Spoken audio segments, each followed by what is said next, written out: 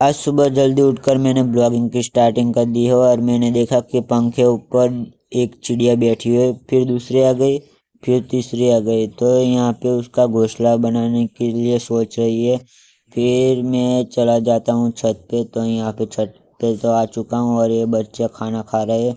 तो ये बागर बिल्ला थोड़ी सी मस्ती कर लेता है हमारे तो इसका दोस्त हंस लेता है उस पर। तो यहाँ पर ये बंदा पतंग उड़ा रहा था तो मैं भी पतंग उड़ाने के लिए लग गया। फिर वापस उसको दे गया। फिर मैं आ गया मेरे रूम के अंदर।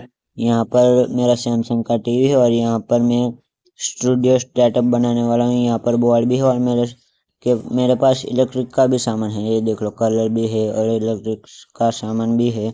तो मैं नहाने के लिए आया गया हूँ तालाब में। तो नहाने का मन नहीं हुआ इसलिए वापस आ गया घर पे। तो छत पे अभी पतंग उड़ाने के लिए आया हूँ।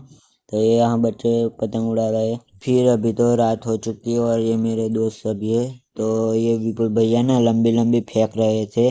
तो मैंने क्या किया, मैं भी लंबी लंबी फेंकने के लिए लग गया। फिर ये रौनक मेरे पर हंस रहा है, ये देख लो। तो मैं अभी आ गया हूँ घर पे।